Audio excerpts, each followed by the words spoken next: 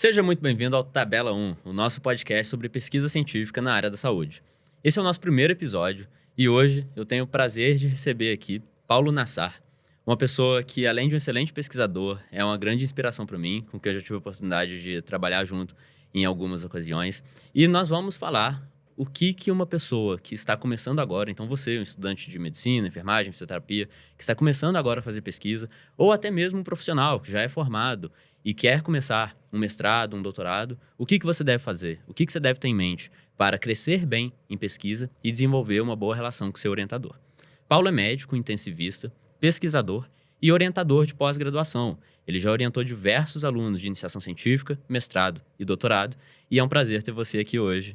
E obrigado por ter aceitado esse convite. Obrigado, Pedro. É um prazer estar aqui falar desse assunto que, para mim, é tão especial. Então, Paulo, como que você começou a fazer pesquisa? O que aconteceu? Em que momento da sua vida que você deu um clique e falou, cara, vou começar a fazer pesquisa?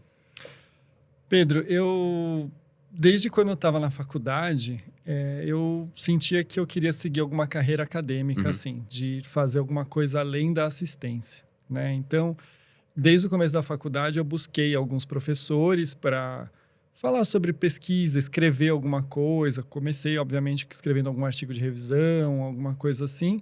E eu tive a oportunidade de fazer 2 iniciações científicas também na faculdade, uma delas com bolsa, uma bolsa de pesquisa em ética médica, que o Conselho Regional de Medicina aqui de São Paulo tem. E foi assim que eu comecei, né? Depois, na residência, eu fiz clínica médica primeiro, isso deu um tempo, né? Acabei não fazendo nada. E já na residência de terapia intensiva, eu fiz num lugar que tinha essa veia acadêmica bem forte. Eu comecei a fazer alguma coisa e dessa alguma coisa virou meu doutorado e assim foi. Legal. Então, o seu primeiro projeto, quando você começou, que teve essa pesquisa sobre ética médica que você disse, quando que foi na faculdade? Antes desse, na verdade, eu participei de um TCC de uma residente da faculdade. Na época eu gostava de neurologia, pensava em fazer neurologia.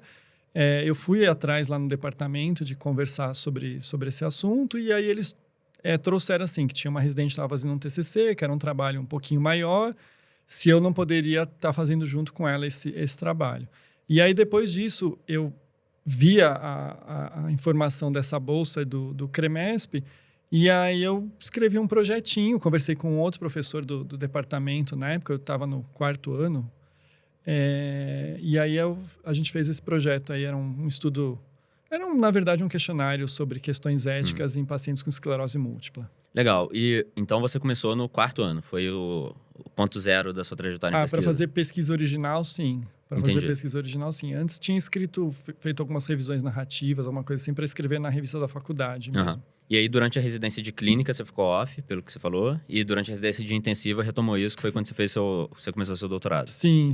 Durante a residência de medicina intensiva, a gente tinha uma figura lá, que depois foi meu orientador de doutorado, que era o Marcelo Parque, que é um cara, assim, bem acadêmico, bem medicina baseada em evidências, questionador de tudo, apresentando os artigos quando a gente passava a visita. E aí eu me aproximei dele e falei que tinha interesse em estudar alguma coisa em terapia intensiva, né? E um assunto assim, que me interessava era a sedação e analgesia de paciente em ventilação mecânica. E a partir daí a gente fez algumas coisas, né? Primeiro a gente fez um estudo que era uma validação de escala de sedação e analgesia. E depois desenhou aí o trabalho que acabou sendo posteriormente meu doutorado, que foi um ensaio clínico comparando 2 estratégias de sedação em pacientes em ventilação mecânica. Legal. E em cada momento desses, tanto no início, quando você começou a fazer pesquisa durante a faculdade, quanto depois, durante a residência de intensiva, quando você começou o que veio a depois se tornar seu doutorado, qual que era a sua base de pesquisa? E hoje, olhando para trás, você teria feito alguma coisa diferente no sentido de preparação antes das oportunidades? É difícil, né, Pedro? A gente pensar com a cabeça de hoje e o corpo de antigamente, né?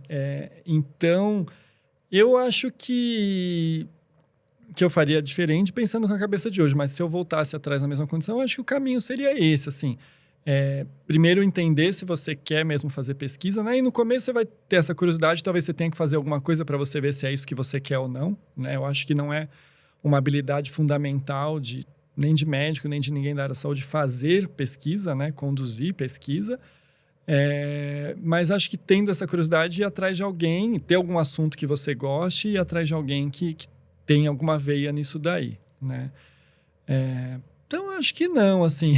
Acho que se eu voltasse atrás, talvez eu não tivesse feito um ensaio clínico como doutorado, porque isso deu bastante trabalho. Imagino. Mas em termos do caminho que eu segui, acho que não. Acho que o caminho talvez eu fizesse parecido. E se hoje, com o seu conhecimento que você tem hoje, você tivesse acabado de passar no vestibular para medicina e tivesse entrando na faculdade, como que você se planejaria na sua jornada de aprendizado em pesquisa? Tá, bom, aí considerando o conhecimento que eu tenho hoje, e pensando que eu teria o gosto pelo assunto que eu tenho hoje, acho que desde o primeiro ano, acho que daria para, né, olhar na sua faculdade, ou se sua faculdade não tiver, hoje em dia isso está muito mais fácil, né? Na minha época, tinha 2 computadores na faculdade que tinham acesso à internet, né? Hoje em dia isso está muito mais fácil de você buscar, talvez em outras instituições, alguém que esteja estudando algum assunto que te interesse, né? E você apresentar alguma expertise que você tenha, que acrescente aquele departamento, aquela linha de pesquisa, né? Para de repente ter uma oportunidade de trabalhar com uma equipe nova aí, né? Com uma equipe de pesquisa. Entendi. Então você começaria já a pensar nisso no primeiro ano? Eu acho que seria possível. Eu acho que eu não sei como que estão os cursos, assim, eu não sei dizer por todos os cursos hoje, né? Mas na minha época, pelo menos, os primeiros anos eles costumam ser um pouco mais tranquilos. Então, talvez você tenha mais oportunidade de experimentar e errar, né? Então, Entendi. experimentar várias coisas, de repente escolher alguma e seguir o caminho nessa alguma, né? Entendi. E essa é uma dificuldade muito comum, né? Para quem está começando agora, de olhar para várias oportunidades possíveis, para muita coisa que dá para fazer e selecionar, frente a isso tudo, o que é que eu vou fazer afinal? E você, nesse primeiro momento, no primeiro ano, porque ao passo que você disse que a pessoa tem que tentar agregar para o grupo e tentar ajudar ali de alguma forma, essa pessoa ainda não tem tantas ferramentas, tanto conhecimento, né? Então, como que você faria esse jogo do interesse e disponibilidade de tempo versus o conhecimento que pode ter para agregar de fato? Tá, então isso eu também tá falando com o conhecimento que eu tenho hoje, Aham. né? Não com o conhecimento de quando eu tinha 18 anos e entrei na faculdade. Uma das coisas... duas coisas que os grupos têm dificuldade em ter gente que agregue são... é análise de dados, né? Então, acho que aprender desde cedo análise de dados seria uma coisa que ajudaria, porque você ter um estatístico ou uma pessoa dedicada dentro do grupo para fazer análise é raridade, tá? São poucos departamentos, poucas instituições que conseguem ter isso. E, normalmente, quando eles têm também, essa pessoa é sobrecarregada. Então, talvez ela não vá ter tempo, energia para ver um projeto de iniciação científica, sendo que talvez tenha um projeto temático financiado por alguma agência que vai despertar mais atenção. Eu sei bem como é isso. E o outro, eu acho que assim, é a força de trabalho mesmo, que é uma coisa, vamos dizer assim, um pouco mais chata, mas que insiste em coletar dados, de repente ir atrás de pessoas, né? Para, sei lá, fazer um survey, de responder questionário, de mexer num Redcap ou num Google Forms, que seja, ou qualquer coisa do tipo, para fazer esse trabalho que é o trabalho chato, né? Então, assim, o pesquisador, o orientador, o chefe do grupo, ele não vai, assim, poder despender tempo para essas duas coisas no geral, né? Ele, além de estar pensando nos projetos, normalmente ele tem trabalho administrativo, tem reuniões, uma série de outras coisas que a carreira acadêmica te propicia, que ocupam seu tempo, né? Então, eu acho que aprender a coletar os dados. Então, por exemplo, aplicar um termo de consentimento, entender como abordar um participante de pesquisa para esse tipo de coisa, seria uma das tarefas que eu acho que quem está começando normalmente vai ter esse tempo, né? Pensando que a pessoa não tenha, né, que trabalhar, que cuidar de família ou qualquer coisa do tipo. E aprender análise de dados, que é uma coisa que a pessoa consegue aprender até em casa, né? Acho que são as duas habilidades que, assim, para mim, chamariam atenção se alguém me abordasse hoje.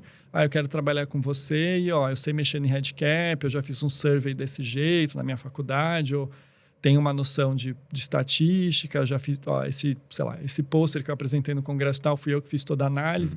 Isso é uma coisa que chamaria atenção. Legal. O ponto de análise de dados, eu concordo muito, tanto é que foi mais ou menos o que eu fiz. Sem conseguir antecipar, eu não olhava para frente quando comecei e falava, nossa, isso aqui vai me abrir tais portas, eu vou conseguir ir para fora, fazer um Research Fellowship e ter diversas outras oportunidades por conta disso. Mas no final eu vejo que foi uma escolha que eu fiz pouco informado e que acabou abrindo as maiores portas da minha vida. Então concordo 100% em relação à análise de dados. A outra parte que você falou, outro ponto, é muito importante e foi onde eu comecei, que foi essa questão de coletar dados, fazer esse trabalho mais manual para pesquisa. E eu tenho visto uma tendência das pessoas de querer evitar esse tipo de coisa, porque existem algumas formas mais rápidas de se publicar. E você mesmo tem bastante experiência com revisão sistemática, meta-análise, por exemplo, que são menos trabalhosas do ponto de vista logístico. Então, você não depende de uma estrutura, você não depende de um hospital, de comitê de ética e tudo mais. Mas, por outro lado, elas tiram o aluno de um pouco da experiência de pesquisa. E eu imagino que você tenha observado esse fenômeno que tem sido as pessoas começarem a publicar muito de revisão sistemática, de meta-análise. E eu sei que você orienta um amigo meu, inclusive, em um projeto de IC que é uma revisão sistemática e meta-análise. Mas o que você acha em relação à diferença dessas experiências? É claro que existe lugar para ambas, mas qual que você vê que é o papel de cada uma na formação de um pesquisador? Acho que você falou, existe lugar para ambas, né? E assim, são duas coisas bem diferentes, né? Então, assim, acho que é possível você começar fazendo uma revisão sistemática. Em meta-análise, você vai aprender alguma coisa de metodologia científica, vai aprender a buscar, né, fazer a busca dos artigos, vai aprender a avaliar a qualidade deles, vai conseguir escrever depois alguma coisa e publicar, apresentar, publicar. Mas isso não te torna um pesquisador completo, vamos dizer assim. Se você não tiver, vamos dizer assim, não sei o que eu posso chamar isso, mas uma pesquisa primária, de dado primário mesmo, né? E existe até um caminho do meio, né? Que hoje em dia existem diversos bancos de dados aí, públicos, DataSUS e tudo mais, você também pode fazer, né? Muita coisa epidemiológica que dá para fazer. Mas eu acho que, assim, se você não tiver a experiência de coletar um dado, que seja buscar esse dado em algum banco, ou que seja levantamento de prontuários, se você não tiver a experiência de abordar um sujeito de pesquisa, aplicar um termo de consentimento, responder uma query depois de um centro coordenador, né? Supondo que você só é um centro participante, né? Ou que você esteja no centro coordenador de gerar essa query para alguém responder, eu acho que a pessoa fica com uma visão assim, que é meio só um filé mignon da pesquisa, mas que também não é que você vai viver só do filé mignon, porque assim, se você não tem expertise para você criticar e avaliar e até parabenizar uma coleta de dados adequado e toda essa abordagem, eu acho que você não se forma um pesquisador completo. Eu acho que fazer uma revisão sistemática, meta-análise é uma experiência, mas acho que você não pode ter uma carreira ou só publicações que se baseiem só nisso. E hoje, como que você divide o seu tempo em relação à pesquisa primária e revisões sistemáticas e meta-análise? Você trabalha em uma ARO, certo? E trabalha também em um grande hospital aqui de São Paulo e orienta pós-graduandos lá. Mas você também conduz revisões sistemáticas e meta-análise. Hoje, a quanto da sua carga de pesquisa corresponde cada um? Tá. Na verdade, revisão sistemática e meta-análise eu tinha parado já há algum tempo. E assim, eu tinha ficado com um tempo sem ter aluno de iniciação científica. E aí, nesse ano, me convenceram aí a voltar a pegar aluno de iniciação científica. E eu acho e a minha ideia era não restringir só a pessoas que morassem em São Paulo e tal. Acho que para poder dar experiência. Realmente, assim, quem está em São Paulo acaba tendo um privilégio, né? Porque as grandes instituições estão aqui. E eu falei, bom, é um jeito que dá para uma pessoa estar trabalhando, né? Aprendendo alguma coisa, fazendo uma revisão sistemática. Então, assim, tenho 2 projetos de iniciação científica, que são revisões sistemáticas hoje. Então, eu dedico pouco tempo, até porque eu tenho trabalhado pensando na formação de outras pessoas. Então, cada um desses projetos tem um aluno de doutorado meu que também está vinculado. Então, eu tento fazer com que o contato primário do aluno seja o aluno de doutorado e eu supervisione, né? Então, isso ocupa um tempo menor. E aí, como você falou, eu trabalho num centro que eu sou contratado como pesquisador, no qual eu sou contratado para conduzir uma pesquisa que é uma demanda do patrocinador, que é o Ministério da Saúde, né? Então, não é uma pergunta de pesquisa que eu pensei, né? Então, simplesmente chega-se uma demanda, ela obviamente é uma demanda geral, não é alguém que entende de pesquisa. Tipo, eu quero investigar isso aí. Queremos estudar infecções relacionadas à assistência à saúde em terapia intensiva. E aí a gente vai afunilando baseado em coisas que já aconteceram, né? É um projeto em plataforma que vem desde 2018. Então a gente vai afunilando baseado em alguma coisa que a gente já viu na fase observacional e tal, mas assim, não é a minha pergunta. Não é assim, não vejo como... A iniciativa do investigador. Isso, uma iniciativa do investigador. E aí a maior parte acaba sendo o que eu faço lá no AC Camargo mesmo, que é um centro de câncer, e a gente estuda aspectos relacionados à terapia intensiva e câncer, né? Então, os meus alunos de mestrado e doutorado, eles acabam se inserindo, vamos dizer assim, nessa linha de pesquisa aí de paciente crítico com câncer. E é onde eu acabo pondo... Não vou dizer que eu ponho mais energia, porque esse trabalho do Ministério da Saúde consome muito mais. Uhum. Mas, assim, é onde daí sim eu desenvolvo a pergunta de pesquisa, as coisas desde o começo, assim. Entendi. São coisas super originais suas e você tem mais liberdade para explorar as coisas de acordo com a sua iniciativa. E agora você está com quantos alunos de IC, mestrado e doutorado? Estou com 2 alunos de IC que entraram agora, nesse segundo semestre.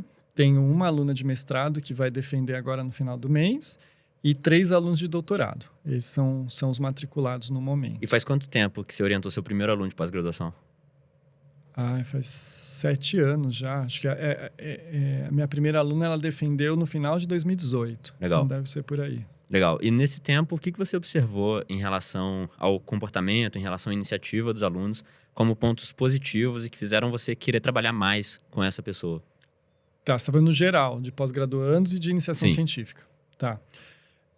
A minha primeira aluna de iniciação científica foi uma experiência muito boa, né? Ela tinha um mestrando junto no estudo, o mestrando acabou desistindo por motivos pessoais e ela conseguiu assumir aquele trabalho, né? Aí, obviamente, eu tive que colocar mais energia do que eu esperava, mas ela acabou assumindo esse trabalho e foi um trabalho que acabou sendo muito positivo para ela. Ela publicou numa revista indexada, tudo bonitinho, e isso ela depois manteve um contato comigo, periodicamente ela até me escreve, que isso ajudou ela a fazer uma residência de clínica, ajudou ela a fazer um fellowship nos Estados Unidos. Legal. E inclusive depois, assim, quando ela fez o trabalho comigo, ela estava no 4º ano, agora ela prestou residência de geriatria recentemente, e ela veio para mim para pedir uma carta de recomendação para ela, tal. Então, assim, achei que isso foi positivo. Então, essa primeira experiência foi boa. E depois eu tive algumas alunas de mestrado que o mestrado, depois que elas tiveram o título, abriram portas para elas mesmo conseguirem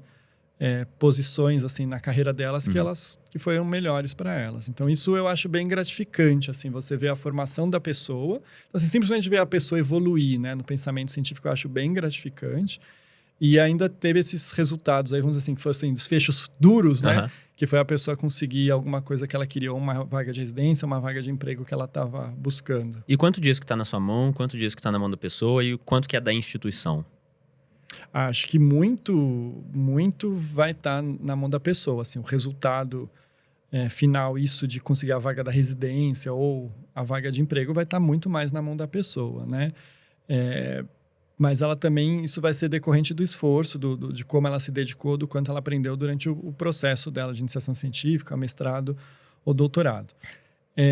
Acho que a instituição, ela tem a vantagem de ser uma instituição grande com um histórico de pesquisa, com uma estrutura de pesquisa, então isso facilita, né? Então, um comitê de ética que é mais célere, né? As pessoas já sabem como as coisas funcionam. Não é como toda vez você vai fazer a coisa como se fosse a primeira vez, né? Acho que isso ajuda. E, assim, o orientador, ele tem uma função de orientar mesmo, assim, de guiar, né? Então, assim, acho que de entender qual que é tentar entender por que aquela pessoa está fazendo aquilo. Então, isso é uma coisa que eu sempre faço, porque, como já falei agora no começo, acho que não é uma condição sine qua non para você ser um profissional, você fazer pesquisa. Então, a primeira pergunta que eu faço é por que a pessoa está fazendo aquilo.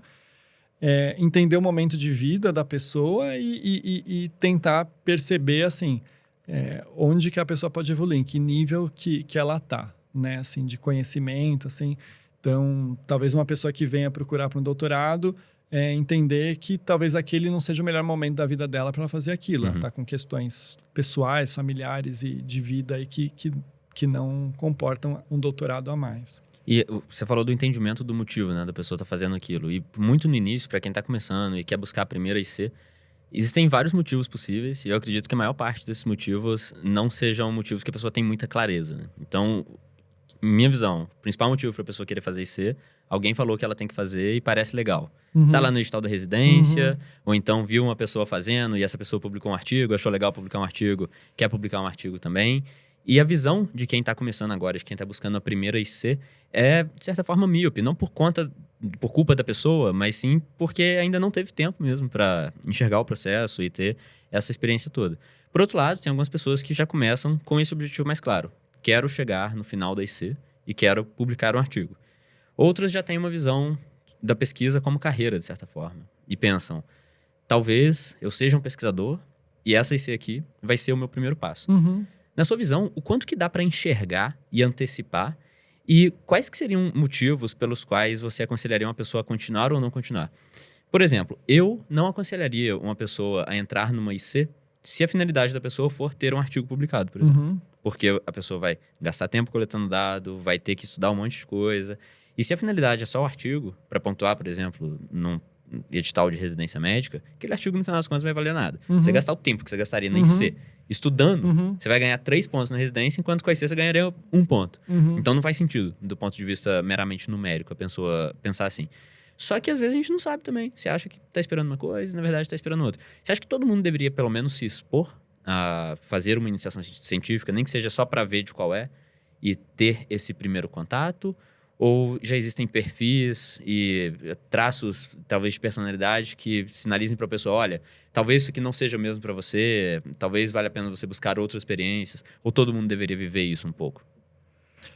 Olha, Pedro, eu tendo a dizer que sim. Eu acho que pelo menos ter experiência, mesmo que a pessoa não conclua, mas se ela não concluir, que ela seja muito honesta e converse com o orientador, com o pesquisador, o porquê que isso está acontecendo, que ela simplesmente não suma ou comece só a quebrar a mão, eu acho que sim, porque a gente precisa de cientistas, né? E a gente precisa de gente curiosa, né? Então, eu acho que assim, a pessoa... O limiar para a gente adotar um aluno de IC é diferente de um limiar para adotar um mestrando e é diferente de um limiar para adotar um doutorando. Então, assim, o que eu espero de alguém que busca a iniciação científica é curiosidade e vontade de trabalhar. Basicamente isso. Não espero nenhuma outra grande coisa. Eu acho que ela vai aprender algumas coisas durante esse processo da iniciação científica. Eu acho que sim. Eu acho que tendo a oportunidade de fazer a iniciação... desde que sua vida não seja muito complicada, porque a gente sabe que pessoas têm diferentes questões pessoais, familiares, financeiras, etc. Eu acho que sendo possível, eu acho que sim. Acho que a pessoa deveria pelo menos experimentar. Obviamente, do jeito que você falou, não com o objetivo de isso eu só quero dar um cheque para ganhar esse ponto no edital de residência. Isso é uma bobagem inenarrável, porque é o que você falou, assim. O currículo vale pouco na nota geral e dentro do currículo isso é uma parte mínima também, né? Então, eu acho que só por isso eu acho que não. A mesma coisa que vale para esses estágios extracurriculares, né? Acho que uma coisa é alguma deficiência ou que você não tem, que você tem na faculdade, ou uma curiosidade em alguma área que você quer explorar mais, que durante a sua faculdade isso não foi tão bem explorado, eu acho que é ok. Agora, assim, por exemplo... Eu mesmo fiz isso, assim, e muita gente fazia, mas eu tinha curiosidade, que era estágio de maternidade na minha época. Acho que todo mundo precisa fazer? Não, tem gente que não tem nada a ver com aquilo, entendeu? Mas talvez buscar alguma coisa, algum estágio que envolva assistência fora da faculdade, fora do horário da faculdade, que todo mundo deveria experimentar também. Conhecer um pouco do mundo real, né? Entendi. E aí agora, entrei então na IC. Você falou sobre curiosidade e vontade de trabalhar como sendo os 2 aspectos principais de um aluno de IC. Esses 2 tópicos, né, os 2 itens, são muito claros. Então, eu tenho que querer aprender e tenho que querer trabalhar, mas ao mesmo tempo eles são abstratos. Porque a pessoa pode, às vezes, trabalhar duro e ainda assim trabalhar mal, né? Pode passar o dia inteiro fazendo uma coisa e aquilo fica uma porcaria. Então, em aspectos concretos, imagina que eu sou um aluno do 5º ou do 6º período, entrei numa iniciação científica orientado por você, e aí você me explicou o projeto, estou ciente sobre o projeto, é uma revisão sistemática que a gente vai conduzir, e feita essa introdução sobre o projeto, você espera que eu siga algumas etapas. Por exemplo, faça revisão de estudos, elabore uma estratégia de busca, faça uma lista de quais dados são para ser coletados. Do ponto de vista concreto, você pode me dar um exemplo de uma situação em que você passa uma tarefa para uma pessoa fazer? O que essa pessoa não deveria fazer e o que a pessoa deveria fazer? Eu acho que, assim, passando a tarefa, primeiro você checa se a pessoa entendeu a tarefa. Se a pessoa entendeu a tarefa, acho que daí está na mão dela. E acho que ela não deveria ficar trazendo todo o detalhe para ser microgerenciado. Né? Então, assim, por exemplo, dessa lista de tarefas. Desenvolve uma estratégia de busca e desenvolve uma ficha de coleta de dados para essa revisão sistemática que a gente está fazendo. Quanto tempo você precisa? 15 dias, sei lá. Então, em 15 dias você me volta com isso. E aí, nesses 15 dias, daí nessa volta, você me traz todas as dúvidas, tá? Eu acho que o fato de hoje internet, WhatsApp e tudo mais faz com que as pessoas tenham uma coisa muito imediatista. E aí, qualquer dúvida que ela vai trazendo, ela quer todo dia, toda hora, ficar tirando essa dúvida. Isso eu não acho adequado. Não acho legal, e eu também não gosto de muitas reuniões. Né? Eu sou meio reuniãofóbico aí. Então, eu gosto de reuniões objetivas e espaçadas. Então, nesse meio tempo, eu espero que a pessoa também...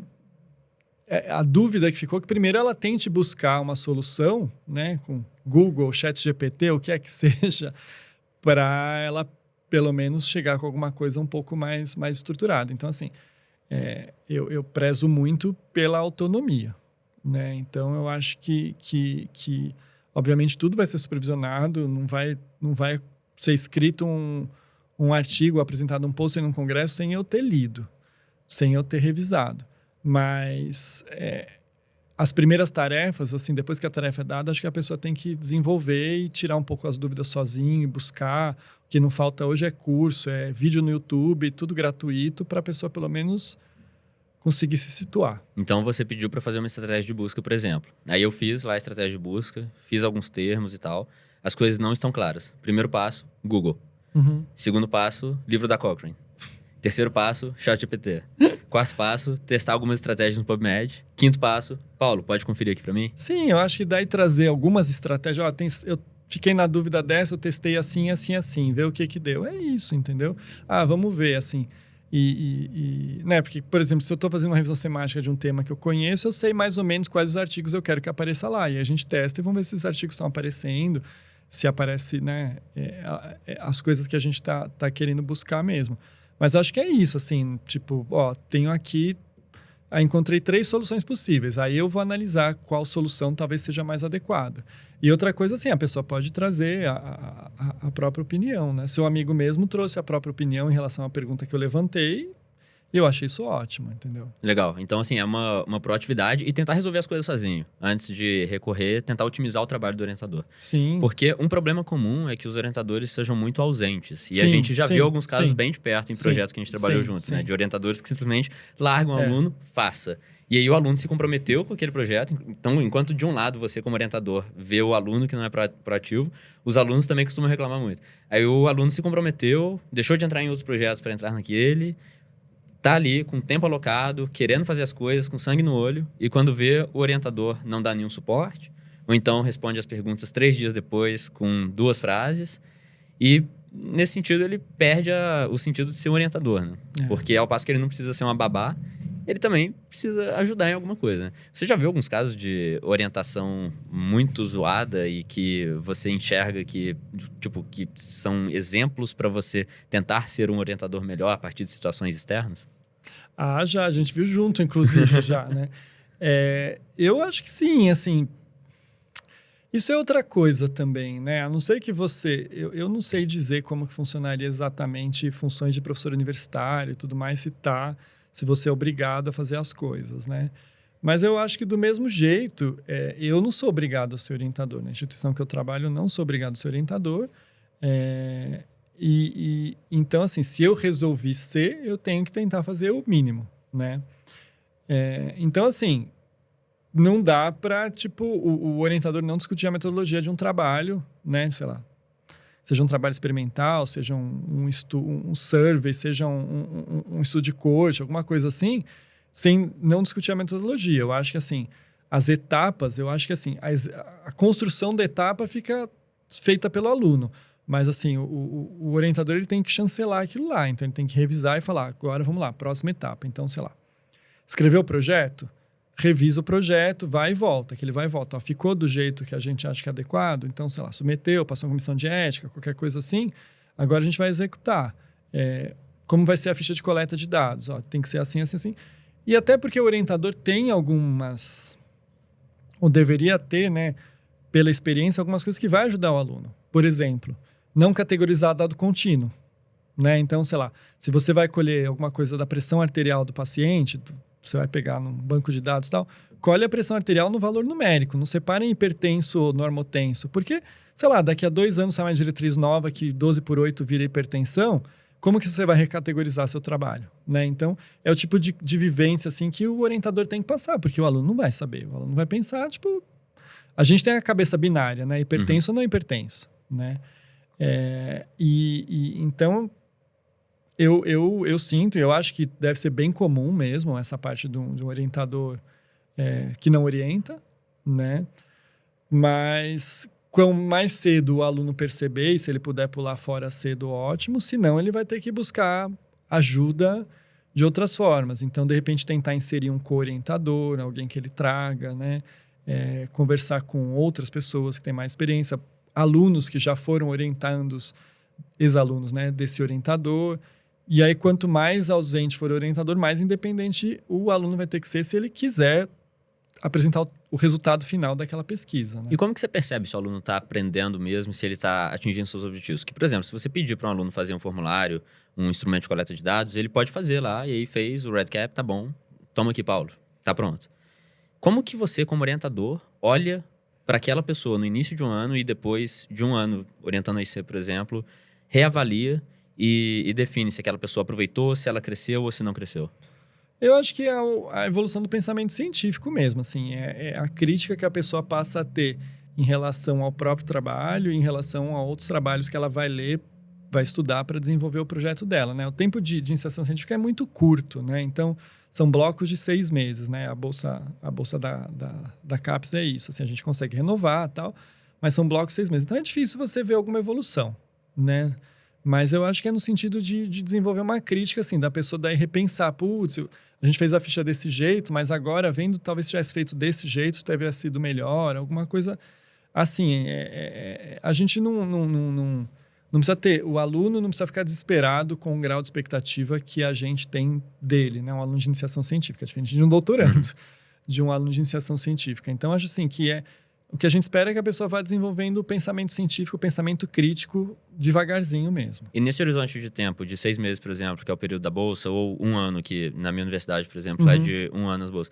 Nesse horizonte de tempo, o que dá para se desenvolver? Porque, por exemplo, eu penso hoje, olhando para trás, quando eu comecei, em 1 ano, eu achava que eu tinha aprendido muito, e eu tinha, de fato, aprendido bastante. Só que olhando para trás, hoje eu vejo que perto do que eu aprendi depois, o que eu aprendi no primeiro ano, na verdade, foi muito pequeno. Mas aí são juros compostos, né, Pedro? Aí então, e onde que dá para esperar chegar? Se eu tô começando do zero e tô entrando em um programa de 1 ano de iniciação científica, por exemplo? Olha, se for um estudo de dado primário, né, de coleta de dados, eu acho que é aprender a preencher a ficha de dados e ver que você está preenchendo isso de forma mais rápida, no sentido, assim, mantendo uma acurácia boa, né, mas fazendo isso de forma mais rápida, e você passando a conseguir ler algum artigo, alguma coisa do tema que você está estudando e não se achar mais um completo leigo naquele assunto. Acho que isso talvez tivesse suficiente, né? Então, por exemplo, uma revisão sistemática, se for um tema muito amplo, em 6 meses você não vai esperar muito mais do que refinar a estratégia de busca, realizar a busca e talvez definir quais artigos você vai extrair o texto completo. Tá? Acho que se for uma coisa muito ampla, Isso é esperado, essa história aí de internet de faça sua revisão sistemática em 2 a 3 semanas, tal, a gente sabe que você vai fazer um papel de robô só, né? Uhum. Você não vai desenvolver o pensamento crítico. E aí, então, passou 6 meses, passou 1 ano. Fiz isso, aprendi, por exemplo, a preencher um instrumento de dados, a interpretar um artigo daquela área e senti progresso. O que vem daqui para frente, uma vez que eu terminei minha IC e quero continuar fazendo pesquisa? Tenha essa primeira experiência sido boa ou não? Tá. Se essa primeira experiência tivesse sido boa, é você querer ainda estar continuar no processo daquele estudo, né? Então, se o estudo terminou, você participar de uma análise, interpretação de dados e redação de manuscrito, tá? Seja apresentação em congresso, alguma coisa que vem antes do manuscrito. Se você vai partir para outra coisa, né? Então, isso terminou, não deu certo e tal, mas você tomou gosto ou quer experimentar de novo, eu acho que na próxima vez você já chegar com alguma coisa um pouco mastigada. Fala assim, ó, professor, professora, eu vi aqui, ó, entrei no seu currículo, tal, vi sua linha de pesquisa, eu tenho interesse em estudar isso aqui, e talvez a gente possa fazer de tal jeito. E tem uma diferença aí, que agora ele pode chegar pro professor e falar, Isso. eu já fiz tal coisa. Isso. Então o professor já olha de uma forma Já diferente. olha de forma diferente. Legal. E aí, busquei essa segunda oportunidade. Essa segunda oportunidade, enquanto eu estou na faculdade, supondo que eu fiz uma IC no 3º ano, por exemplo, e quero continuar fazendo pesquisa durante a faculdade, ela tem que ser uma outra IC? Não, sério, assim, eu chamo de IC, na verdade, qualquer coisa que você faça na faculdade, vamos dizer assim, não uma coisa formal, com bolsa, de alguma agência, esse tipo de coisa, assim. Eu acho que daí quando eu falei que eu fiz 2 ICs, uma delas foi formal desse jeito, a outra não. A outra era um trabalho que está sendo realizado no departamento e que eu me mostrei disponível para fazer esse trabalho e tal. E era um assunto que eu quis estudar, então a gente vai ter que conceituar assim, que seja o processo formal com bolsa e tal, ou fazer alguma pesquisa outra durante a fase da graduação. Né? E na prática você vê alguma diferença entre esses dois? Não vejo diferença, não. Pois eu sempre falo pro pessoal, tipo, cara, não. Entre no grupo, aprenda. O que você aprender, você vai aprender independente disso. O que você for publicar, você vai publicar independente disso também. No final, você vai ter um certificado a mais ou menos. Que no final... num concurso, às vezes, conta lá um certificado. Você tem um certificado em iniciação científica, com bolsa, não sei do que, não sei da onde. Às vezes, você ganha 0,3% da sua nota por causa disso. Só por isso, mas eu acho que... eu acho que essas coisas burocráticas, assim, às vezes, elas são importantes, obviamente, para um concurso e tal, mas, assim... para a vida, para a carreira, elas são um pouco bobagem, né? Então, eu tenho um grande amigo meu que ele se envolveu durante a residência, mesmo depois, assim, fazendo algumas pesquisas, coisas boas que foram publicadas em revista boa, assim. E eu falei para ele uma vez, eu falei assim, cara, a gente fez um trabalho junto, e eu falei assim, cara, isso aqui você deveria aproveitar para você ser o doutorado, entendeu? Tipo, tem tanta gente defendendo doutorado com umas coisas muito mais simples do que isso. E aí, às vezes, a pessoa fica esperando também a bola da vez, assim, né? Tipo assim, não, porque o meu doutorado tem que ser desse jeito. Não. O doutorado, ele também é, assim, um título que vão te dar que vai te propiciar você ser autônomo, independente na hora de você produzir sua pesquisa. Você vai precisar desse título para isso. Então, sei lá, para você pedir dinheiro para uma agência financiadora, esse tipo de coisa. Mas você... pode ser um pesquisador tão bom quanto um pesquisador que é doutor, você só não vai... Só que daí você não vai poder pedir isso daí. Então, é aquela coisa, você precisa ter uma CNH para dirigir. É só por isso. É o sobrenome PhD, né? Então, a iniciação científica, eu acho assim, fazer um estudo durante a faculdade, eu acho que é super legal. Acho que pelo menos você tem a curiosidade. E isso pode ou não ser alguma coisa com bolsa de CNPq, CAPES ou qualquer coisa do jeito. E aí, agora, esse indivíduo fez a IC... quis continuar fazendo pesquisa, se formou. Essa pessoa já entrou na lógica dos juros compostos, porque ela já tem de onde partir no final da faculdade. Porém, isso não é o cenário mais frequente. Né? O mais comum é a pessoa não fazer pesquisa durante a faculdade e depois, durante a residência, ver um chefe, por exemplo, que faz pesquisa, que é uma inspiração, e ver até o destaque que aquela pessoa tem frente aos outros, em relação aos pares, e falar, poxa, às vezes fazer pesquisa é uma coisa boa para mim. E muita gente me pergunta, Pedro... tô pensando em fazer um mestrado, tô pensando em fazer um doutorado. O que você sugere? E eu sempre me sinto numa sinuca, porque eu ainda não fiz um mestrado, eu ainda não fiz um doutorado, e eu penso, meu Deus, por que essa pessoa tá me perguntando? Eu sou um moleque ainda para conseguir responder essa pergunta. Só que eu já vejo que existem algumas armadilhas, porque diferente da IC, em que a pessoa não espera muito de você, então, no caso, seu orientador não está esperando que você faça um super estudo ou que você dê conta de fazer todas as coisas, no mestrado ou no doutorado você já é um profissional formado, você já tem um diploma, já se espera que você tenha certa autonomia, não como pesquisador, mas como um profissional que já é formado e tem essa responsabilidade de um médico, por exemplo. Você já espera que essa pessoa tenha uma autonomia e você está assumindo um compromisso frente à universidade e frente ao seu orientador, que no final vai ter o programa dele renovado com base na sua aprovação e no seu desempenho também, está assumindo um compromisso de que você vai ficar 3 anos ou 4 anos, até mais, disponível para aquele projeto e engajado. E hoje eu olho para trás, eu vejo coisas em que eu entrei 4 anos atrás e que eu penso, meu Deus, tipo, isso ainda tá me dando trabalho até hoje, não é possível, não aguento mais olhar para esse projeto. E eu vejo isso em alunos de mestrado e doutorado, que muito frequentemente buscam a gente para fazer análise estatística, ajudar na interpretação de alguma coisa do estudo, e a pessoa tá simplesmente, cara, eu só quero acabar, eu não aguento mais pensar nesse projeto, eu só quero me livrar disso logo.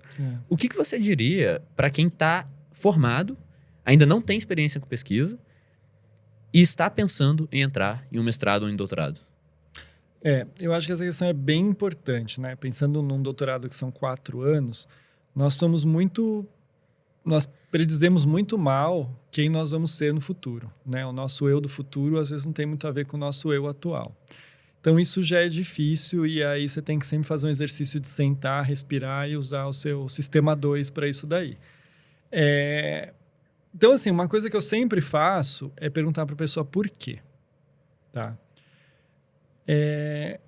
Do mesmo jeito que a iniciação científica, o mestrado e o doutorado, eles podem não mudar muito a sua carreira, tá? Do mesmo jeito que a iniciação científica não pontua muito para a residência, eles podem não mudar muito a sua carreira. Então, assim, por exemplo, para médicos no geral, não vai surgir nenhuma grande oportunidade de carreira por você ter mestrado e doutorado, a não ser que você vá seguir uma carreira acadêmica. Seu objetivo seja, sei lá, um concurso de professor universitário, alguma coisa assim. Mas, frequentemente, as oportunidades que surgem pagam até menos que a pessoa receberia assistência. Exatamente. Assim, eu tenho parte do meu tempo dedicado à assistência e parte do meu tempo dedicado à pesquisa. O meu tempo dedicado à pesquisa tem uma remuneração muito pior do que o meu tempo dedicado à assistência. Então, isso é uma coisa que tem que estar clara. Isso eu estou falando de médico, né? Para outros profissionais da saúde, muitas vezes isso abre uma porta de realmente você fazer uma coisa extra fora da assistência, de dar aula em universidade, esse tipo de coisa. Ou até de você sair da assistência e migrar, como aconteceu com 2 ex-alunas minhas que fizeram mestrado e depois foram trabalhar em Clinical Research Organization. Então, conseguiram passar a ter uma qualidade de vida melhor, uma carga horária que não dependia de plantões e tal, né? Eram 2 enfermeiras. E até ganhar mais também, eventualmente. Então, a primeira pergunta que você tem que fazer é por quê? Por que você está fazendo isso? Então, não é incomum, em serviços universitários aqui em São Paulo, que as pessoas achem que é um contínuo, assim, graduação, residência, pós-graduação, uma pós-graduação em estrito senso, mestrado, doutorado. Terminei a residência, agora vou fazer o mestrado. Então, o primeiro ponto é a pessoa tem que pensar o porquê, porque isso não vai fazer com que ela, arrume empregos melhores ou que ela encha mais o consultório dela ou qualquer coisa do tipo somente por conta disso, né? O segundo ponto é porque eu quero fazer pesquisa, porque eu me imagino fazendo pesquisa, porque eu quero dedicar parte do meu tempo, ou meu tempo integral à pesquisa e não só à assistência. Tá, então vamos para a segunda etapa. Você está disposto a dedicar um número grande de horas nos próximos 2 anos, no caso de mestrado, de 4 anos, no caso de um doutorado, para esse projeto? E aí eu sempre tento fazer a pessoa pensar como que é a execução do projeto, né? Então, assim, muita gente diz que eu sou pessimista e tal, mas eu acho que, pelo contrário, eu sou um otimista racional. Eu aprendi esse termo recentemente e eu gostei dele. Então, eu tento sempre... Uma coisa que eu tento fazer na minha vida e faço para as pessoas assim, vamos pensar sempre no pior cenário.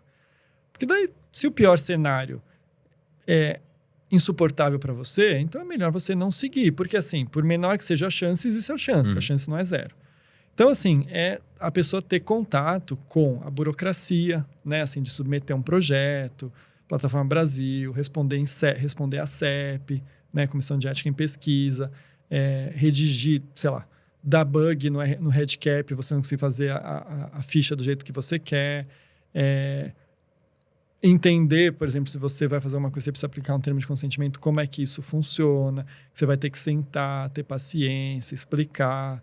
Às vezes a pessoa pode pedir um tempo e ela só te responder depois, entendeu? Assim, então, entender o que tem de urgência ou não aí, a pessoa tem que entender tudo isso. Então, no geral, se for um doutorado, a pessoa não precisa de bolsa, nada disso. Um mestrado, a pessoa não precisa de bolsa. Eu sempre peço para ela começar a pesquisa antes dela se matricular, né? E aí, de repente, tem gente que nessa acaba desistindo. E tá tudo bem. É a primeira seleção, né? E tá tudo bem. Agora, depois que você começou, obviamente, assim, sempre, em primeiro lugar, a saúde mental da pessoa. Se ela tiver que desistir, desista. Mas aí, eu peço que as pessoas tenham um pouquinho de compaixão pelo orientador, porque isso daí, a pessoa fazer um trabalho ruim ou a pessoa não terminar o trabalho, isso faz com que o orientador perca tempo e pontos, né? E o programa perca pontos também nas métricas que ele é avaliado, que podem acabar prejudicando. Obviamente, assim, se a pessoa não... Tipo, a saúde mental da pessoa, ou até ela ter, sei lá, morreu alguém da família e não tem mais como ela fazer, tranquilo. Mas, no geral, assim, para coisas que dá para a gente remediar, pensar bem, porque realmente é como se fosse um casamento mesmo. Assim, você não termina um casamento por qualquer coisa, não dá para você largar um mestrado ou um doutorado por qualquer coisa. Sim, e você aconselha para médicos que querem fazer pesquisa e agora estão terminando a residência, por exemplo, você não aconselha no sentido de buscar um mestrado ou buscar um doutorado direto e como fazer essa escolha? Porque o que eu vejo é que os médicos muitas vezes acham, como se disse, que existe essa linearidade. Fiz a residência, vou fazer um mestrado, depois vou fazer um doutorado.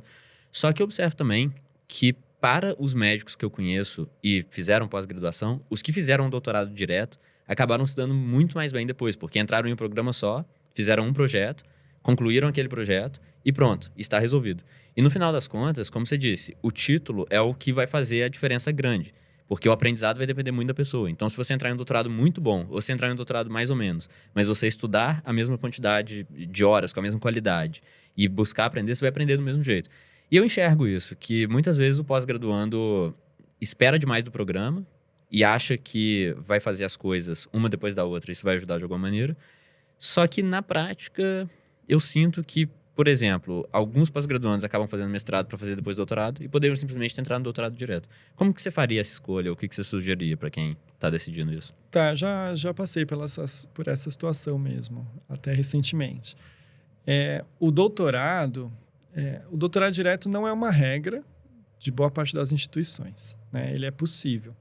Então, na minha instituição, por exemplo, para você fazer doutorado, você tem que ter ou publicações prévias, então se pedem publicações com CAPES B1 ou acima, que você seja, acho que, primeiro ou segundo autor, não lembro de cabeça agora, mas que você tenha concluído o mestrado, né, obviamente, ou que você tenha concluído o mestrado, ou que você tenha um projeto com uma maturidade científica, uma pesquisa original e que seu orientador endosse o porquê que isso vai ser um doutorado, tá?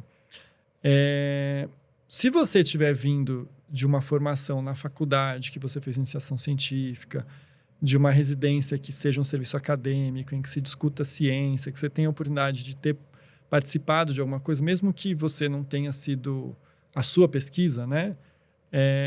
Acho que isso é possível, que você tenha essa maturidade de saber interpretar e ler um artigo.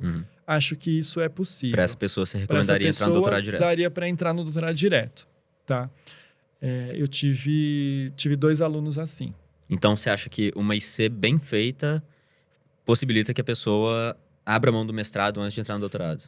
Na verdade, uma IC bem feita ou alguma coisa que leve a pessoa a ter uma maturidade científica. Porque a gente tem uma expectativa com um aluno de doutorado maior do que a gente tem com o aluno de mestrado. A gente espera que ele seja mais autônomo, que ele vá resolver as coisas e você vai ter aquela função só de orientar no caminho, né? Então, nos caminhos burocráticos, que normalmente você conhece melhor, e você revisar um texto, revisar, né, um projeto, mas que você não tenha que microgerenciar ou ir lá assim do tipo, quero checar como está a coleta de dado ou quero checar como você fez a análise. E essa maturidade científica tem várias formas para obter, entre elas, por exemplo, pensando numa situação para otimizar tempo, ao invés de entrar e ficar 2 anos em função de um mestrado e ter que cumprir todas as regras, a burocracia, etc., de um mestrado, poderia me dedicar por 1 ano, de uma forma muito intensiva, a um projeto, fazer esse projeto andar para frente e depois já buscar entrar no doutorado direto, ao invés de fazer a escadinha tradicional? Pode ser, Pedro, mas tem um outro caminho que talvez também dê, que é você fazer a transição de mestrado para doutorado durante o programa, né? Então, eu tive uma aluna assim também, inclusive foi um trabalho brilhante, a tese dela foi indicada para o Prêmio CAPES, foi super legal, e ela publicou super bem, 2 artigos A1, que foi esse caminho. Entendeu? Então, era uma pessoa que ela era bem formada, assim, em termos de faculdade, tinha feito um TCC legalzinho, ela veio me procurar para fazer o mestrado, tinha uma ideia de um projeto, a gente começou a desenvolver, e eu comecei a ver que ela tinha maturidade, que o projeto estava se desenvolvendo de forma robusta. E quando ela chegou, você já enxergava isso ou foi durante o processo? Eu tinha esperança, vamos dizer assim, mas durante o processo deu para perceber. E aí, quando ela tinha mais ou menos 1 ano do mestrado, eu vi algumas coisas. Eu cheguei para ela e falei isso. E ela se assustou até. Mas como assim? Eu vou ser doutora sem ser mestre, né? Aí eu falei, acho que está acontecendo isso, isso e isso. O que você acha? Você quer experimentar? E aí, lá no meu programa, você passa por uma banca, né? Você apresenta o novo projeto. Na verdade, às vezes é o primeiro projeto que ele é expandido, né? Tem novas vertentes aí. E aí essa banca te dá um ok, o orientador escreve porque acha que tem que virar doutorado, né? Requisita isso a comissão de pós-graduação, passa por uma banca e aí a banca dá um ok para virar um doutorado. E nisso você aproveita o que você já vinha fazendo para o mestrado. Então, os créditos e tudo mais, você aproveita. Legal. Tá? Então, isso é possível também, né? São 2 caminhos, assim, de você atingir o mesmo objetivo. E qual autoavaliação você acha que o aluno deveria ter quando ele está para decidir se busca um mestrado ou se busca um doutorado direto? A pergunta que ele tem que fazer para si mesmo. Assim, ele vai depender muito de um feedback de orientador, com certeza. Mas dele mesmo, eu acho que é ele... Bom, primeiro de tudo, ele tem que estar gostando do processo. Uhum. Se ele só quer, acelerar o processo, tô com o saco cheio disso e quero virar doutor logo, não é o caminho. Então, ele tem que estar gostando do processo e ele tem que perceber que ele está se desenvolvendo, amadurecendo cientificamente, né? Então, ele, de repente, como eu já falei de outras coisas, assim, ele começar a ter uma crítica de alguma coisa que ele pode fazer diferente naquele projeto, de ter novas ideias. Eu estou pensando aqui, dentro da sua linha de pesquisa, ou de um projeto temático que o orientador tem, eu pensei que a gente poderia abordar também esse tema junto do que eu estou fazendo no meu mestrado, esse tipo de coisa. Então, acho que feedback do orientador, mas tem que ter prazer em estar executando o processo, amadurecimento científico, e aí começar a ter, como que eu posso chamar? De ter ideias próprias, né? Então, de ter algum grau de... Não seria só autonomia, mas assim, de trazer as ideias próprias, entendeu? De você realmente perceber que você tem alguma coisa que você pode somar àquela linha, aquele programa. E aí, no final, você espera que essa pessoa, concluindo o doutorado, seja um pesquisador que tem condição de sentar e fazer um negócio sozinho? A gente espera. Não é todo mundo que... Assim, teoricamente, né, pela definição de doutorado, essa pessoa está apta realmente a lançar um projeto próprio e pedir dinheiro para a agência de fomento e tudo mais. Mas a gente sabe que não é sempre isso que acontece.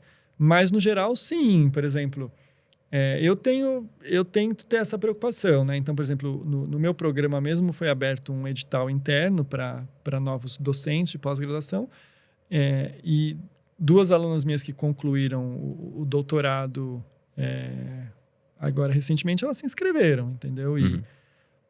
E uma delas já estava até orientando uma iniciação científica depois do doutorado, e outra está orientando um trabalho de conclusão de residência. Né?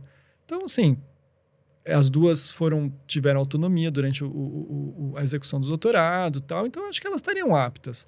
Talvez aquela coisa, tem o lance da experiência. Eu também, quando comecei a orientar, eu também tive os meus mentores, então assim, eu tirei muitas dúvidas. Agora eu estou orientando aqui fulano, mas eu não sei como fazer e tal. Então, durante alguns anos, eu tive isso, e até hoje, muitas vezes, eu converso com outras pessoas até de fora do programa para Acho que isso é bem natural e bem positivo. Então, a relação de orientação acaba no papel, mas na prática, tanto os seus mentores continuam sendo, de certa forma, seus orientadores, quanto você fica disponível para quem você já orientou também. Uma dessas alunas que hoje já é doutora, que vai concorrer, ela escreve, assim, manda um e-mail para mim e fala assim, não, que tipo, eu vou ser orientador dela para sempre. Mas acho que acaba sendo mais uma coisa de colega mesmo, a partir de agora, né? Entendi. Você vê a pessoa conversando mais de igual para igual. E para quem que você acha que vale a pena fazer o mestrado? Eu acho que se a pessoa não fez iniciação científica, não teve nenhuma experiência durante a graduação e durante a residência, e eu vou dizer assim, eu acho que durante a residência é difícil mesmo. A residência é um período em que normalmente você trabalha muito e assim, o objetivo dela é te formar especialista, né, em alguma área, isso para residência médica e não médica, né? Então, assim, você vai acabar trabalhando muito e o que a sociedade que está pagando a sua bolsa, né, o governo está pagando a sua bolsa, espera é que você seja capaz de atender pacientes, atender aquela demanda naquela especialidade que você está fazendo, né? Então, a pesquisa viria como um extra, vai ser uma coisa que vai roubar parte do seu tempo livre, que você poderia estar fazendo outras coisas, né? Então, eu acho que a residência, talvez a gente não possa exigir muito das pessoas nem deva exigir muito nesse momento. Mas se você não teve uma iniciação científica e a sua residência não teve muita discussão acadêmica, eu vou chamar de acadêmica, assim, em que as práticas são questionadas, por que você está fazendo isso, por que está fazendo aquilo, é baseado em quê, esse tipo de coisa. Então, pega isso aqui para ler, ou revisa esse tema para mim, apresente, esse tipo de coisa. Acho que daí você vai precisar de um mestrado, sim. Entendi. E aí, uma vez, então, a pessoa entrou no mestrado, concluiu. Para quem é o doutorado? A pessoa tem que ter tomado gosto, porque se ela já se apertou durante 2 anos, ela vai se apertar agora por 4 anos, né? Ela tem que tomar gosto e ela tem que ter um objetivo para esse doutorado. Esse objetivo pode ser simplesmente ter o título, pode ser simplesmente para a pessoa, tipo, dizer eu sou doutor, né?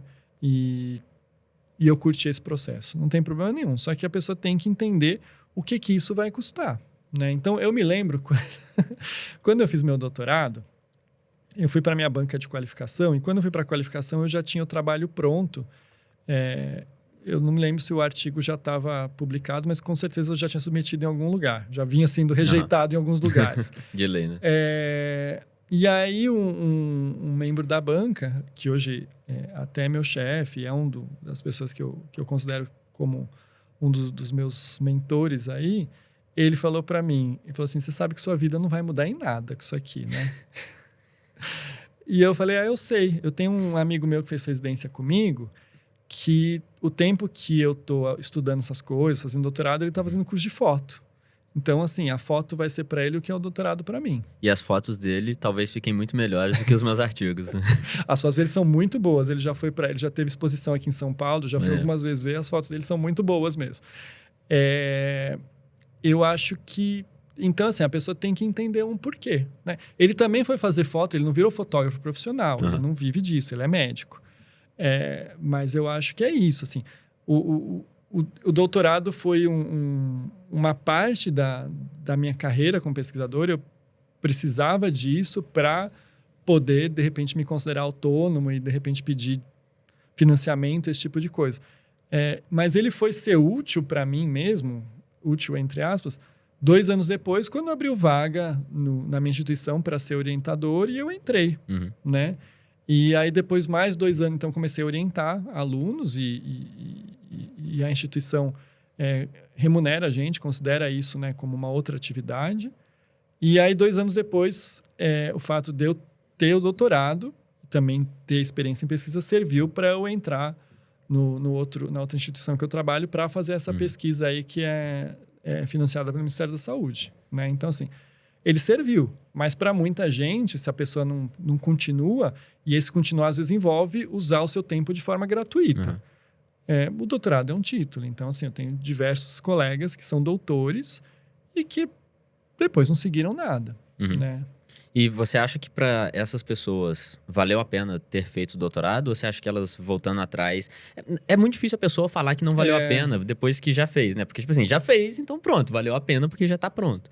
Mas se elas pudessem voltar atrás e decidir de novo, começar a fazer ou não fazer, o que você acha que elas Eu decidiriam? não sei, eu nunca perguntei isso para nenhum deles e eu acho que eu também não teria coragem de perguntar, porque normalmente essa fase de pós-graduação é um momento sensível da vida, né? Muita gente perde o sono e por conta disso, né? Mas, então eu nunca perguntei. Mas eu acho que assim, o processo do amadurecimento científico e o principal, eu acho que é você passar a questionar, você não ter verdades absolutas, né? Isso você aprende durante esse processo de pesquisa, iniciação, mestrado, doutorado. Então, eu acho que isso é positivo, né? Então, você sempre pensar, por quê? Por que que não é do outro jeito? E se? Eu acho que isso é muito importante. Eu acho que... E aí vem uma questão que talvez para os médicos seja mais sensível, que é o lidar com... Você aprende... Deveria, pelo menos, aprender a lidar com um certo grau de soberba, né? De você não ter questionamentos. É assim porque é assim, né? Então, eu acho que se você, durante o processo, iniciação, mestrado, doutorado, você aprender isso, o processo de você se questionar, tá o tempo todo se questionando, e saber que uma coisa que você faz hoje, amanhã pode ser diferente e tá tudo bem, isso é importante, tá? Embora eu sei que muita gente vai estar assistindo e vai rir da minha cara de falar isso, porque tem muita gente que segue a mesma linha a vida toda, tendo feito mestrado, doutorado, pós-doutorado, foi para Conchichina e continua pensando do mesmo jeito. Né? Mas eu acho que esse processo é importante, porque às vezes você tem uma hipótese e você testa essa hipótese, a sua hipótese não é um valor seu. O seu valor é você ser um cientista em busca de tentar aprender alguma coisa melhor que pode fazer alguma diferença para os pacientes, para a sociedade, mesmo que isso seja mínimo, ou para algum aluno, né? Alguém que você esteja ajudando a formar. Então, esse é o seu valor, né? Então, você não pode ficar apegado à hipótese. Então, se você aprender isso durante esse processo, eu acho que vai ser positivo. Mas você acha que vale a pena a pessoa entrar numa pós-graduação com a finalidade de quero aprender ciência, ou você acredita que uma pessoa buscando esse aprendizado para aplicar na carreira, quem não pensa em ser pesquisador, não pensa em ser professor, ou você acha que buscar esse aprendizado, por exemplo, em curso de medicina baseada em evidências, lendo materiais, ciência e tudo mais, seja suficiente? Qual que é o meu objetivo? Dá para poupar tempo de quem não quer ser pesquisador, mas é atraído pela ideia de um mestrado e um doutorado?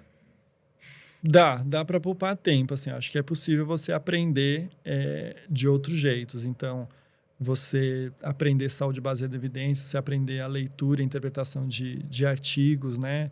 De você talvez sintetizar a evidência, acho que é possível. Só que eu acho que o modelo, como a gente tem, isso é muito colado em você começar a fazer pesquisa, né?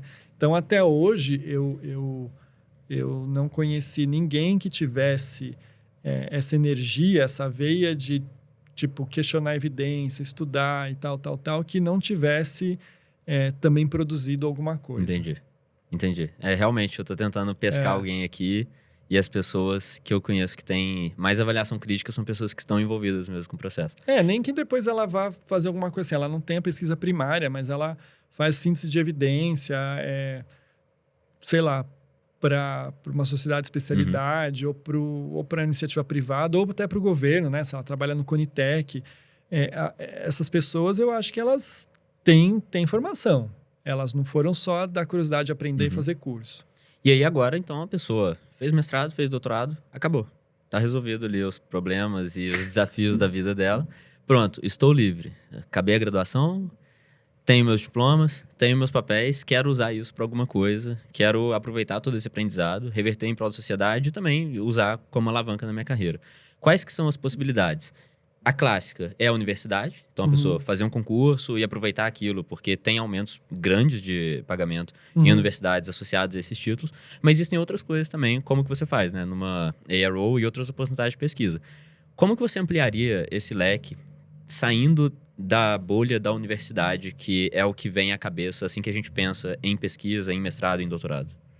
Realmente assim. E a universidade, como você já falou sobre a remuneração, e também as vagas não são infinitas, né? Eu acho que assim, tem cada vez mais tem a possibilidade de você trabalhar em instituições privadas que vão fazer pesquisa, né? Então, sejam as acadêmicas ou sejam as clínicas, né? Que normalmente você as pessoas, a empresa é contratada para fazer pesquisa para uma indústria farmacêutica, alguma coisa assim. Uma CRO, por exemplo. Uma CRO. Tem o fato de, hoje em dia, né, a internet ter propiciado isso, de você ser autônomo também e levar isso de algum jeito, né? Então, né, você mesmo está fazendo isso e tem outras pessoas que daí vão ensinar isso daí de algum jeito, e talvez consigam até abarcar um número maior de pessoas, impactar um número maior de pessoas do que se ela estivesse sendo professor de uma cadeira de faculdade. Né? Eu acho que existe tudo isso. Só é importante, de novo, sempre lembrar que muitas vezes isso não significa que você vá pensando em dinheiro, né? Que isso vai ser melhor do que você trabalhar na assistência, né? Mas tem que ser uma coisa que você gosta de fazer, e assim, eu acho que é sempre importante você diversificar o que você faz, até pela sua cabeça mesmo. No final das contas, a gente sempre está assumindo risco, né? Tanto o risco de fazer mais escolhas, mas principalmente o risco de, quando a gente se compromete a alguma coisa, a gente está comprometendo um ativo muito valioso, que é o nosso tempo. Exatamente. E se você compromete o seu tempo a algo e aquilo é infrutífero, mas você não estiver preparado para essa possibilidade, o que vai acontecer é que você vai ficar frustrado, se remoendo, e aquilo só vai te machucar. Isso não vai te ajudar.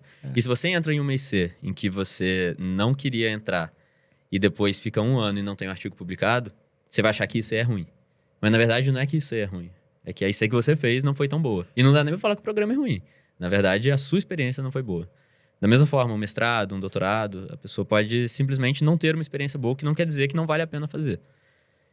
E como você recomendou alguns minutos atrás, você tem que ser capaz de olhar e identificar qual que é o pior cenário possível.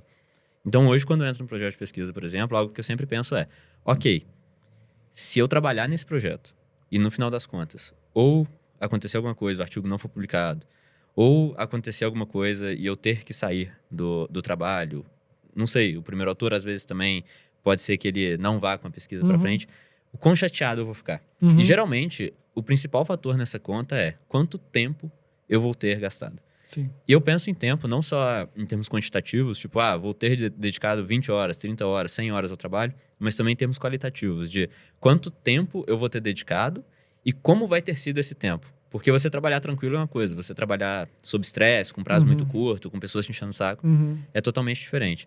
Então, eu gostaria muito de ter ouvido algumas das coisas que a gente conversou aqui para poupar tempo no início da faculdade.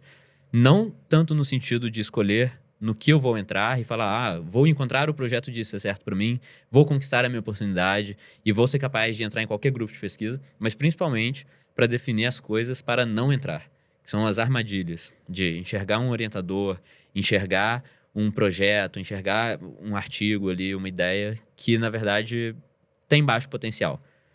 E para isso, o principal é definir o quanto que você está disposto a investir e o que você vai fazer no pior cenário possível, o quão chateado você vai ficar daquilo acontecer. Então, voltando, para a gente recapitular e fechar aqui, mensagens finais para os alunos que estão pensando em começar uma IC, começando a pensar em fazer um mestrado, pensando em entrar em um doutorado. Quais seriam suas dicas para essa pessoa otimizar a tomada de decisão e, com isso, poupar tempo e evitar comprometer anos de vida, anos de carreira, abrir mão de trabalhar, abrir mão de fazer outras coisas, aproveitar a vida com a família em um projeto de pesquisa que não vai dar resultado? Tá. Eu acho que, assim, tem algumas coisas aí que eu achei que são interessantes, você falou. Primeira coisa, assim, nem sempre um bom resultado é fruto de uma boa escolha. E nem sempre um mau resultado é fruto de uma má escolha. Então, tem um componente do acaso aí que é muito importante. Tá? Então, previamente, antes da coisa acontecer, a gente não tem muita informação de como vai ser.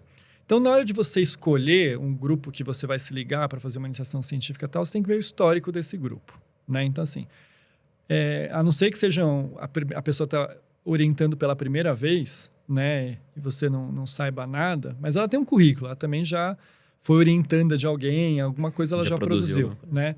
Então, ver como que esse grupo se sai, se ele está produzindo ou tal. Então, tem grupos que são famosos, que sempre estão conseguindo pegar dinheiro de CNPq, não sei o que tal, mas o resultado é pequeno. E o aprendizado, consequentemente, e o aprendizado, consequentemente, vai ser limitante, né? É limitado.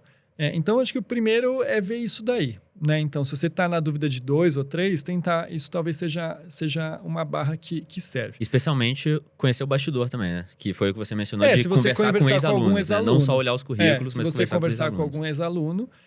E às vezes, assim, também o resultado, sei lá, não saiu o artigo ou tal.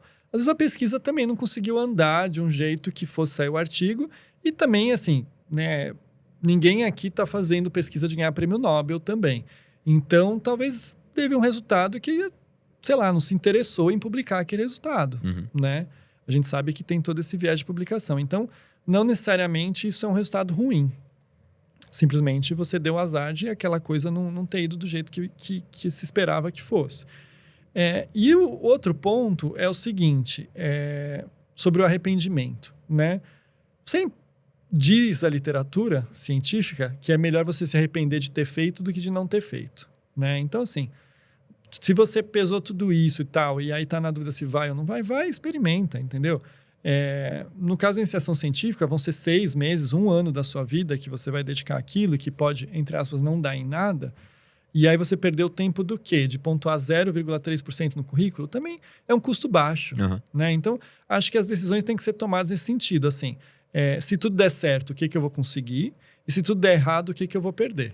Né? Então, no caso, se você estiver numa época tranquila da faculdade, você não tem obrigações financeiras, familiares e tal, você puder passar algumas horas no laboratório, o que quer que seja, para conduzir um estudo de iniciação científica e isso depois não virar um paper, nada disso, tudo bem também, né? Assim, só esteja pronto para lidar com a situação. Só esteja pronto. Então, assim, sempre trabalhar com o pior cenário possível. Se acontecer o pior cenário possível, como que eu vou ficar chateado, igual você falou? E qual que seria o melhor cenário possível de uma IC para você? Olha, eu gosto muito desse cenário que eu contei da minha primeira aluna. Ela não seguiu comigo, fazendo pesquisa comigo, nada disso. Ela foi fazer clínica médica, depois geriatria, não teve nada a ver comigo. Mas, assim, então, em termos pessoais, ver o resultado daquela pessoa, como ela evoluiu, e a gratidão que ela tem, como ela enxerga que aquilo foi importante para ela. Então, em termos pessoais, e como orientador, eu enxergo isso e eu imagino que né, se a pessoa continua conversando com o orientador e perguntando algumas coisas, porque para ela também alguma coisa positiva foi. E o principal, você não conseguiu avaliar isso logo no final da IC, né? Não é uma coisa que você avalia ali no término, mas sim 4, 5 anos depois, que é o que você mantém da relação com essa pessoa. Isso. Na verdade, no final da IC, ela conseguiu publicar o artigo, saiu uma coisa boa e ela ficou bem empolgada com isso. E foi bom, assim, eu percebia que ela tinha sido uma boa aluna e que ela tinha aprendido durante o processo e tinha curtido o processo. Mas foi um desfecho intermediário. Porque isso é uma coisa que eu costumo perguntar também, periodicamente, para os alunos, se eles estão curtindo o processo. Porque se eles não estiverem curtindo, eles vão ter que terminar. Se eles se matricularem, eles vão ter que terminar, porque senão fica ruim para mim. Mas... Então, tem isso. Então, assim, o desfecho é difícil de você ver realmente no final, assim. E o melhor cenário é esse, assim, é você aprender, você, juntando tudo, você aprende, você toma gosto, você conhece pessoas legais que vão te trazer, vão ser seus amigos ou vão te trazer oportunidades no futuro e, de repente, você segue esse caminho. Então, vira um segundo estudo, vira um mestrado, vira um doutorado, você vira pesquisador. Acho que esse é o melhor caminho possível. E por último, o quanto que você enxerga essas atividades de pesquisa, iniciação científica, mestrado e doutorado, como sendo uma alavanca na carreira ou um processo de crescimento pessoal? Porque eu vejo as pessoas, às vezes, entrarem porque simplesmente querem usar aquilo na carreira delas. Alavanca, né? E pronto, tenho o título, vou usar o título, isso vai me fazer com que eu conquiste mais oportunidades, com que eu receba mais, mas, tipo, pesquisa para mim é uma carreira. Mas eu vejo que os melhores pesquisadores são pessoas realmente apaixonadas. E você vê alguma diferença nesses perfis? Ou é algo que, no final das contas, é relevante? Não, eu acho que é importante, sim, Pedro. Você mesmo já falou isso, né? Então, assim, você vê essa indústria aí de produção de revisão sistemática e meta-análise em série, simplesmente para pontuar no currículo. Tenha publicações no seu currículo para você pontuar no edital da residência, não sei o quê. Esse não é o objetivo, né? Porque você tem que curtir o processo mesmo, né? Então... seria... É muito difícil, por exemplo, você começar a fazer uma atividade física para você, sei lá, ficar mais saudável, que seu objetivo, se você não curtir o processo. Então, assim, se você não gosta de uma, você tem que tentar outra, tal, até você encontrar alguma que você goste, né? Aí é a mesma coisa, tipo, eu vou fazer, sei lá, vou correr só porque, tipo, correr faz bem para a saúde, mas eu detesto correr. Então, você vai ser infeliz uma hora por dia. Você vai ser infeliz. Na iniciação científica, no mestrado, a mesma coisa. Então, assim, eu acho que você não pode ver como alavanca da carreira. Algumas vezes alavanca, como esses casos que eu contei das minhas ex-alunas aí com mestrado. Mas você tem que ver como um processo de crescimento mesmo, de engrandecimento mesmo, de você se tornar uma pessoa mais crítica, processo de se formar um cientista mesmo. Legal. E, bem, muito ligado a isso, eu gostaria de te agradecer, porque você faz parte do meu processo de agradecimento. Porque nas oportunidades que a gente já teve de conversar e discutir alguns projetos, e agora de conversar aqui no Tabela 1, no primeiro episódio, eu sempre aprendo muito com você e com a relação que você tem com as pessoas que você orienta, com as pessoas que você ensina. Já vi você atendendo algumas pessoas e ajudando essas pessoas nos projetos delas, sempre com muita paciência, para explicar, para falar sobre os cenários possíveis e sobre as situações, o que pode acontecer, o que não pode, pensando o que é melhor para aquela pessoa. E no futuro eu quero ter capacidade de tomar essas decisões. Eu ainda estou muito no início do processo, estou acabando minha faculdade agora, ainda não comecei o mestrado, ainda não comecei o doutorado, não tenho certeza do que eu vou fazer. E para mim é um privilégio poder ouvir de você, porque além de eu ter certeza que esse conteúdo vai ajudar pessoas que estão no início da faculdade, que estão começando a estudar para iniciação científica, para mestrado, para doutorado e buscando as primeiras oportunidades, isso vai ser muito bom para mim também. Eu com certeza vou reassistir esse episódio quando eu estiver pensando em conquistar novas oportunidades. Obrigado, Pedro. Eu agradeço de novo pelo convite. Assim, é um prazer debater com você, né? Ter trabalhado com você, com sua equipe, foi muito legal mesmo, assim. Acho que você, né, tem aí uma empresa que realmente ajuda as pessoas nesse sentido, principalmente esses orientadores largados, como você falou, e que as pessoas saem do processo melhor do que elas entraram. Acho que você tem essa postura crítica, então acho que vejo você seguindo um caminho bem legal mesmo. E assim, também deixar que, por mais que eu seja orientador e tudo, eu também tenho os meus questionamentos, eu também tenho minha síndrome de impostor, eu também fico pensando, puxa, o que eu estou fazendo aqui? Como que eu vou escrever isso daqui? Eu acho que isso permeia a nossa vida toda, e quem não tem isso é que tem problema, né? Porque se você só tem certezas, isso é um problema. Então, se você não sabe exatamente o que você está fazendo, se você não está muito certo e sente que tá boiando, fica tranquilo que... porque tá tudo bem. Uma vez eu vi, assim, eu lendo alguma coisa sobre paternidade, né? E aí ele escrevia, o autor escrevia assim, se você tá aqui lendo isso, se questionando se você é um bom pai, é porque você é um bom pai. Porque quem não é um bom pai não tá se questionando Pode disso. ter certeza. Então, eu acho que para pesquisa vale a mesma coisa. Então, assim como você falou, pra pessoa que tá no mestrado, que tá no doutorado, sempre olhe para si mesmo, para na frente do espelho e pergunta, será que eu tô fazendo uma cagada aqui? Porque... É isso mesmo. Se você se perguntar isso, certamente você vai ser melhor na hora que você sair da frente do espelho do que na hora que você parou ali na frente. É isso mesmo, é isso mesmo. Muito obrigado para você que ficou com a gente aqui até o final. Se você tiver dúvidas, sugestões e tópicos que você acredita que seriam proveitosos que a gente abordasse, fica à vontade para mandar lá no meu Instagram, @PedroNMartins. Paulo, novamente, muito obrigado por ter participado. Eu tenho certeza que através do que você falou aqui, do que a gente conversou, a gente pode ajudar várias pessoas que vão assistir esse conteúdo aqui no futuro. E eu espero, no futuro, ter a possibilidade de conversar com você mais ainda sobre outras coisas que eu quero aprender. E te espero no encontro que a gente vai ter na mentoria, no início do próximo mês, para discutir um desses seus trabalhos como orientando a sua, que foi uma análise super legal, a análise de mediação. Obrigado, Pedro. Foi um prazer.